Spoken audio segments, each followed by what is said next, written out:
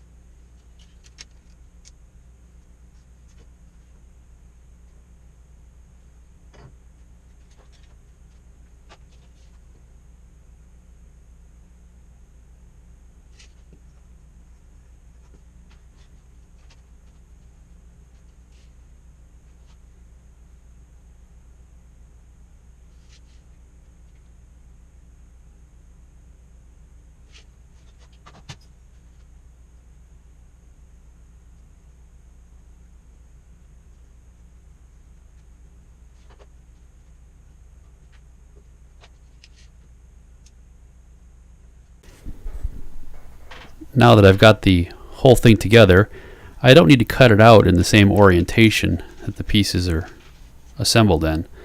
So I'm separating each of the pieces into a smaller, more manageable piece that I can then cut out of a piece of wood.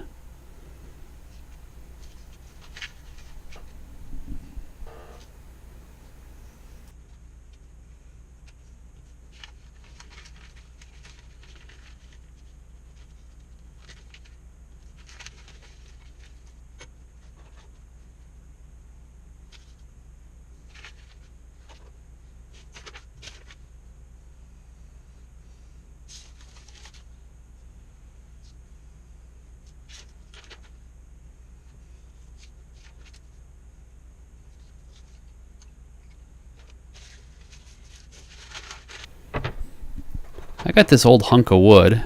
I think it might be mahogany, but it's severely water stained. And it's got a bunch of holes in it, so I don't know that it would be good for much else. It's about an inch thick, and it's nice and large. You can see the water stains on it there. So I'm just going to kind of roughly lay out the pieces and try to figure out how to pack them into this to most efficiently use the piece of wood.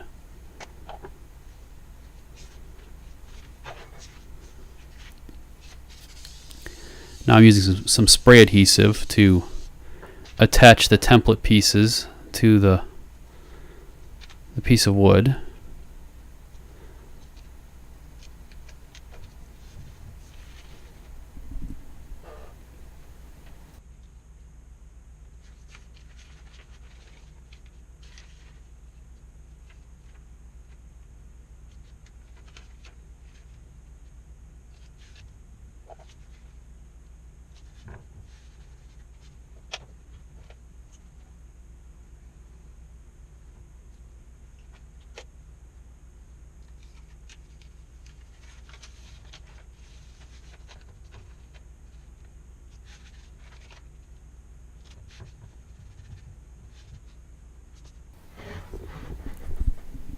Now I'm going to the table saw just to cut off the excess piece of wood so I'm not fighting with so much on the bandsaw.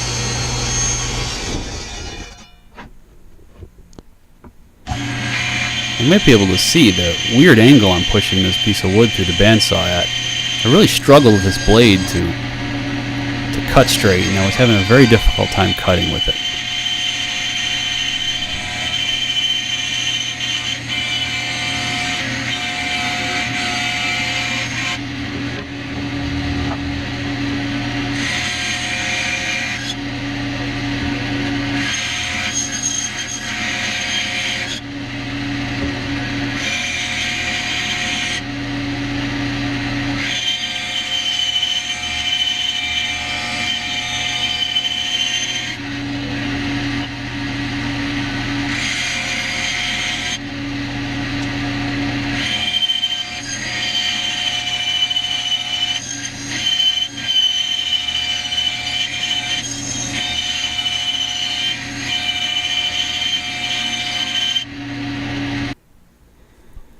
I eventually gave up on that blade and changed out to a much larger blade that cut much better.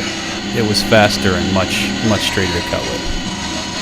Surprisingly, for a big honking blade, it cornered pretty well too. I only had to back up a little bit here to make it around that corner.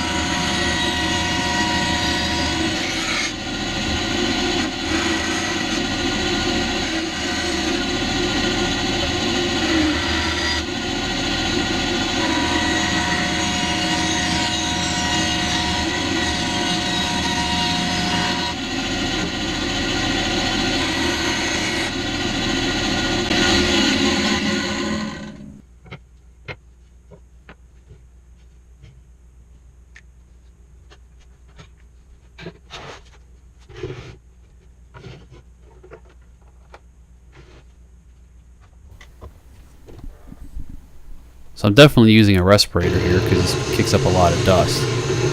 This is just an old belt sander that I've reoriented so it's standing upright, and I built a table for it so it cuts square. And I pretty much use this anytime I use the bandsaw to finish the pieces and make sure I sneak up to my lines and get nice straight and smooth edges.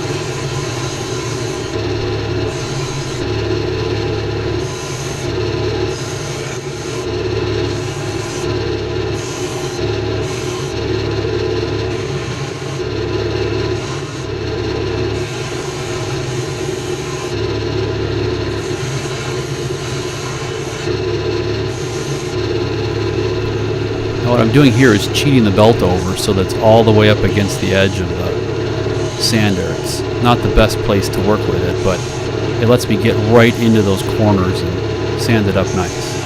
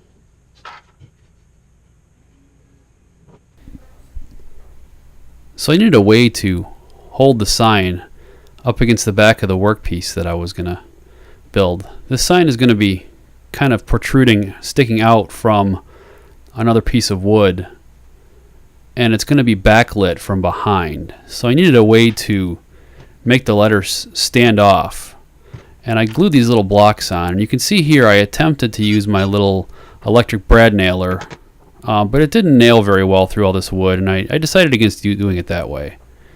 Instead, I reached for some clamps and just decided to clamp the little glue blocks into place. I'm putting 2 blocks per piece of letter and just sort of edge gluing them on about where I think they should be. There's no measurements or precision here. These shouldn't be seen from the front of the sign anyway.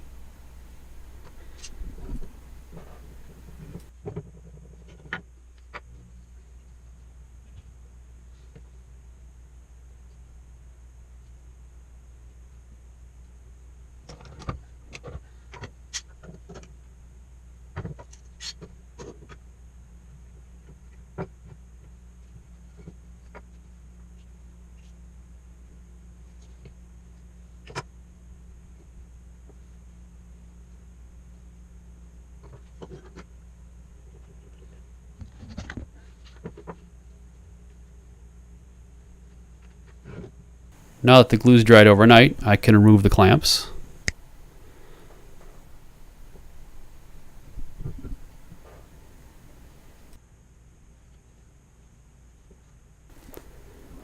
Now, a lesson learned here: if I were to do this again, I would remove all the paper prior to clamping and gluing the glue blocks onto the back. Not only did the clamps really push the paper on in certain places and make it difficult to pull off, but letting it sit overnight really let the glue dry and set up is about as good as going to be. I started off with some denatured alcohol here and just really poured it on and used it to kind of scrape the paper off, and that seemed to work pretty well, but there was a sticky residue left behind, and I ended up dealing with that later.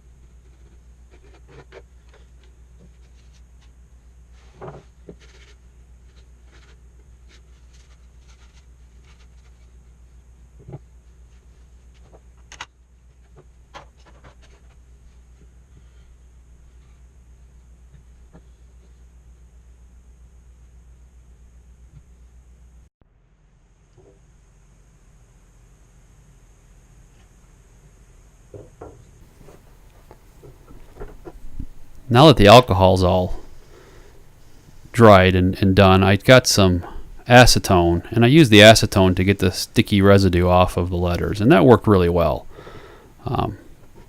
Doesn't smell so great. It's flammable, but as long as you're careful, it's not too bad.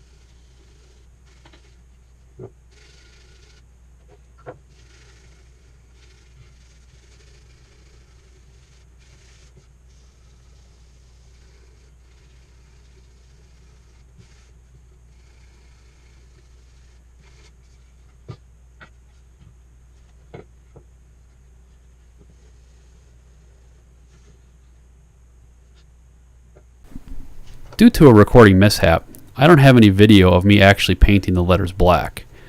I do, however, have several hours of video of watching paint dry.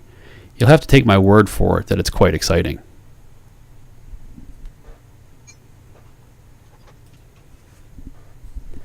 Now that I've roughly lined the letters up to where I think they should be and center them in the piece, I'm marking where the little glue blocks are at on the piece of wood in the back.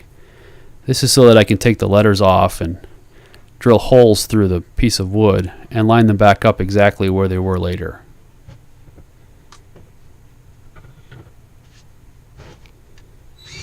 Here I'm a little off camera, but I'm just drilling some pilot holes in the center of those little marks that I made for where the glue blocks go.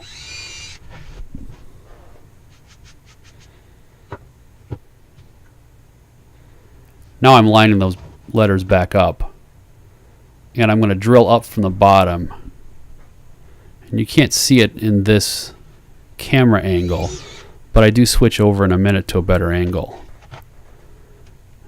And then I'm going to run a screw up through the hole, through the pilot hole from the back to hold the glue block onto the piece of wood.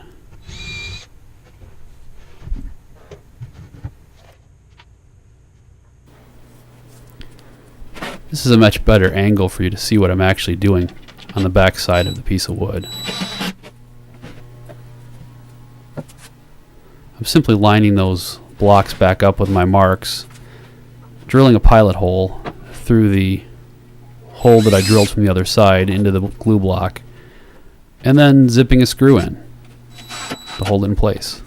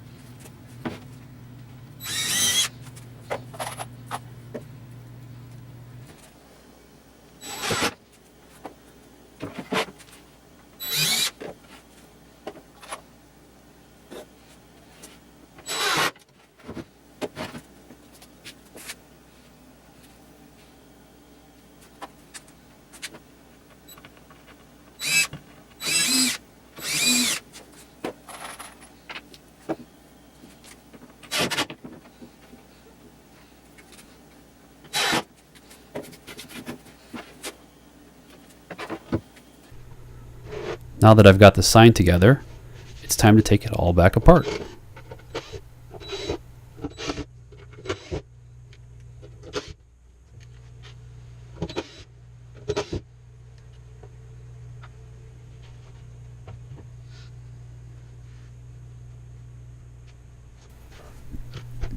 I bought this set of LED strip lights and a bunch of wire to go with it. The LED strip lights are about 16 feet long, and they're set up with 3 LEDs every inch or so that are red, green, and blue, so that you can control, using a little infrared remote, what color is displayed by the lights. And they're all tied together, so all of them are the same color. And this strip is set up so that you can cut it every 3 lights or so you can cut it to the length that you need. That's what I'm doing here, is cutting them to the length. Now, I made a mistake and ordered a waterproof strip. So the strip light has this plastic, rubbery plastic coating on it that I'm having to trim off the ends of the contacts every time I cut the strip to length. I have to cut and peel this rubbery coating off of the contacts. These strips are self-adhesive, so I'm peeling back the coating off of the adhesive and sticking it onto the piece of letter. And now I've got to solder the wire onto the end of each of those strips that I cut and connect them back together so that they're in series.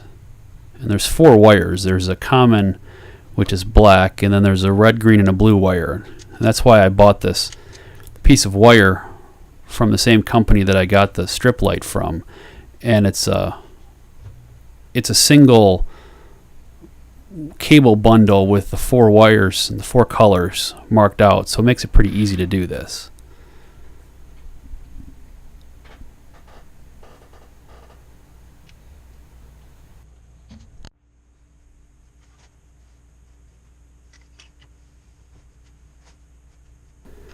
Now we skip ahead a little bit. I didn't show video of me cutting and soldering all of those LED strips. It's much more of the same thing. Here I drill a larger hole for the wires to go through to the back of the board.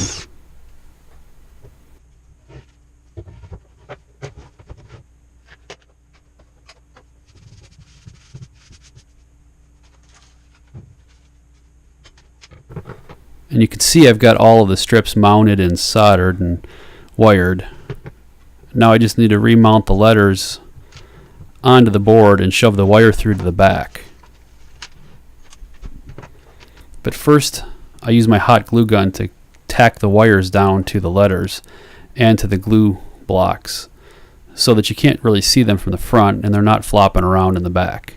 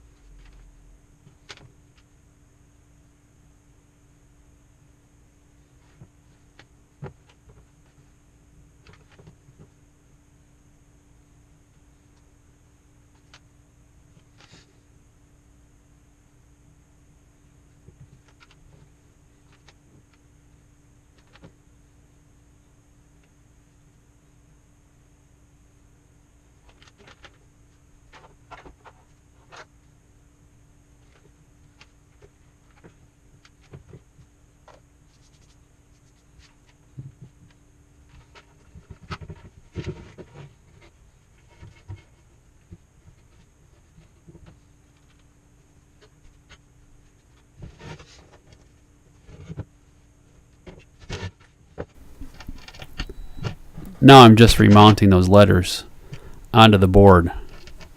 It's simply a matter of pushing the screw through a little bit, lining it up with the hole that's already drilled and screwed into the back of the letter from before, and then just zipping the screws in with the driver. This way everything stays aligned to the way that it was before. And I can pull the wire through the hole that I drilled. So all the wires are on the back.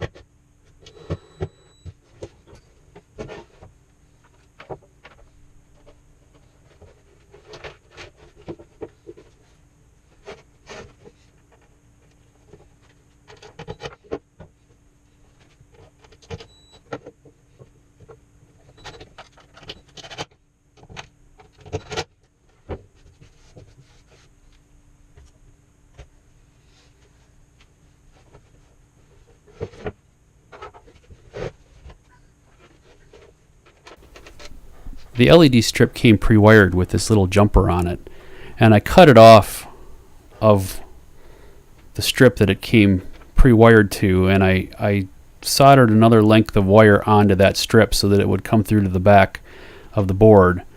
And now I'm going to just solder all the same color wires together on the back, and then solder the little jumper lead back onto each of those wires, and use some heat shrink tube to insulate the individual colors from each other.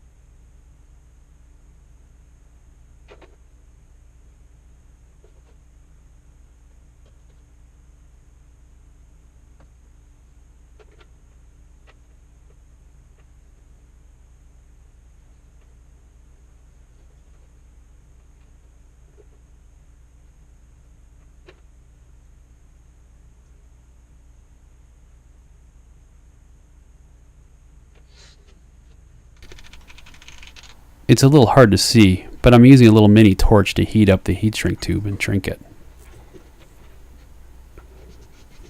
Now I'm just flipping over the board, and it's simply a matter of plugging everything in and giving it a test.